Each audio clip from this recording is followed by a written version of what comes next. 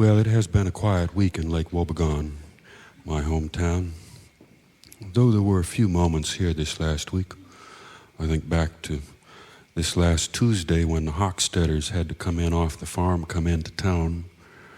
It was on Monday morning. Raleigh needed a new belt for his wood saw, and they were only gone into town about 2 or 3 hours.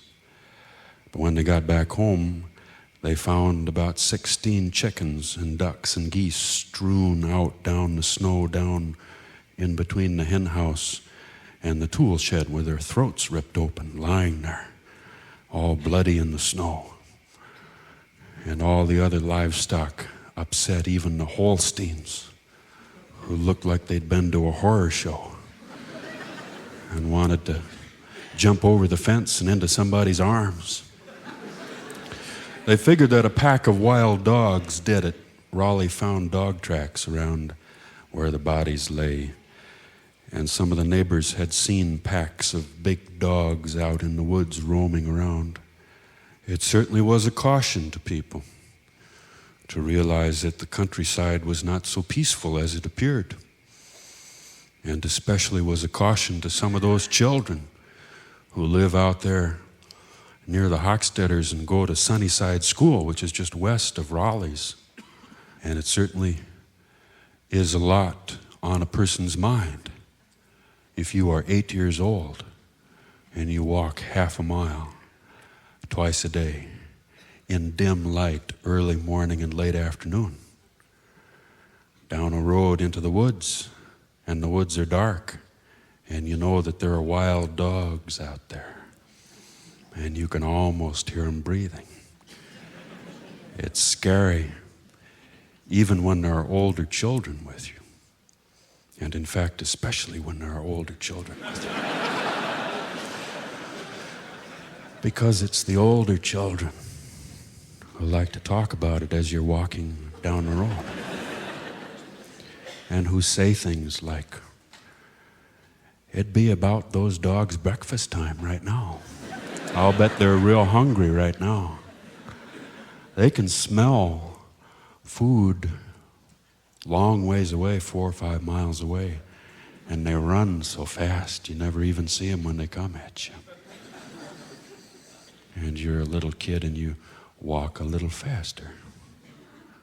They were the same older children who used to frighten us little kids every winter on the subject of putting your tongue on a pump handle.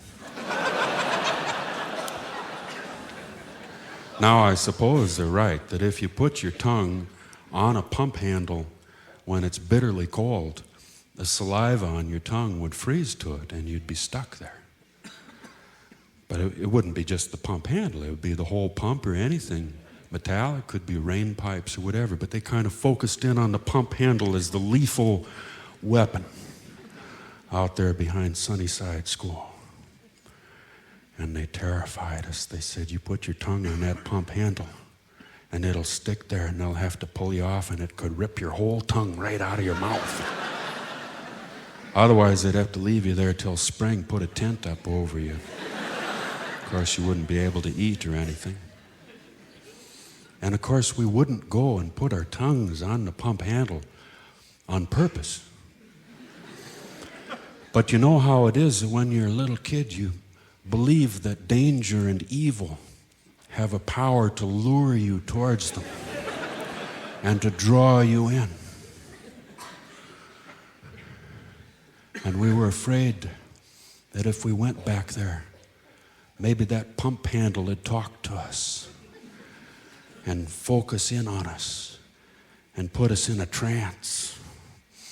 And it'd say, "Hey, kid, come here. Stick your tongue out." And suddenly the pump handles start to look like a long licorice whip there. Suddenly we'd feel very tired. We'd walk towards it and put our tongue on it. And the last words that we'd say in this life would be, "Oh, help." We'd never be able to talk again.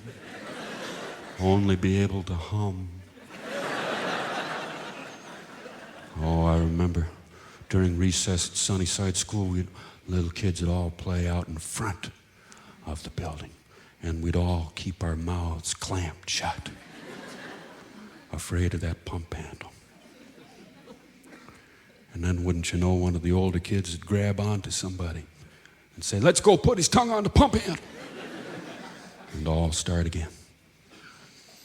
Tell you, when I get scared now, one way that I have of quieting myself down is to think back to when I went into the 7th grade and so didn't go to Sunnyside School anymore, but caught the school bus into town to go to Lake Wobegon High School.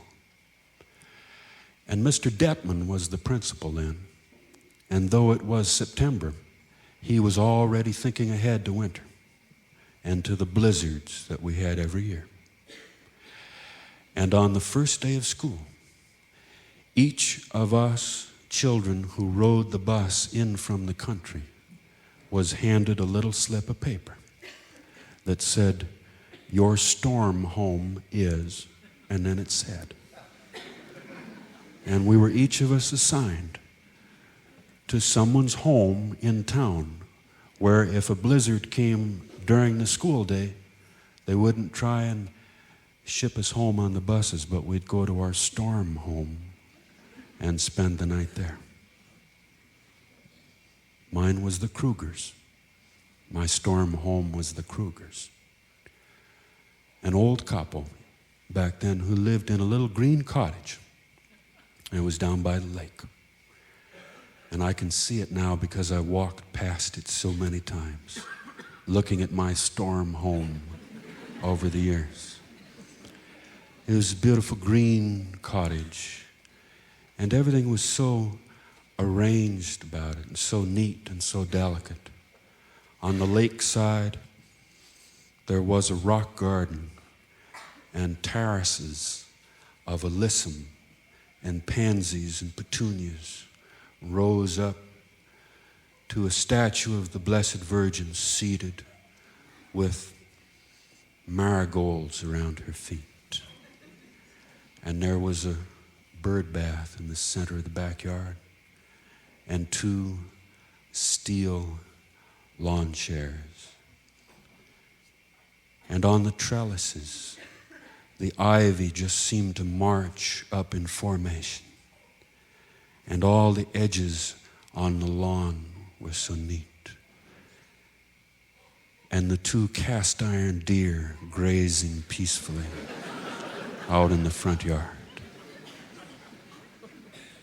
It was the kind of house that if you were a child and were lost in a dark forest and you came across it in a clearing, you would know that there was a kindly old couple living there who would take you in and rescue you, and that you were a lucky child who had gotten into a story with a happy ending.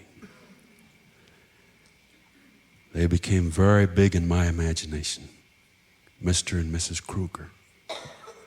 And there were many times I walked by their house and I felt like introducing myself to them. I felt like saying, "I'm the kid who, if there's a blizzard, I'll come and stay with you." See? Because we seem to have some relationship in the world. Now, my family would have been a little bit shocked to know that a Catholic home was my storm home. Because we were suspicious of Catholics. We were quite capable of believing that maybe the Pope had ordered all Catholics to take in little Protestant children during blizzards and put little crosses around their necks and make them say the rosary for their supper. But I didn't care. That was my storm home.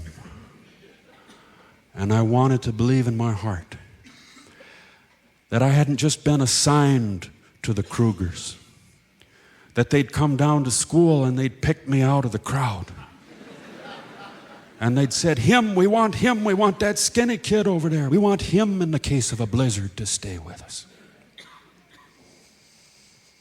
I often dreamed of going to see them when things got hard. Blizzards aren't the only storms, you know, and not necessarily the worst thing that can happen to a child. And I often dreamed about going and knocking on their door. And she'd open the door. And she'd say, "Oh, it's you. I knew you'd come someday. I'm so glad to see you. Won't you come on in, get out of those wet clothes, come on into the kitchen, sit down, I'll make you some chocolate. Would you like an oatmeal cookie or something?" She'd say, "Oh, it's terrible outside, isn't it?" I'd say, "Yes." She'd say, "It's going to get worse," they say. "Yes, it probably is." She'd say, "Carl, come on down here, see what's in the kitchen."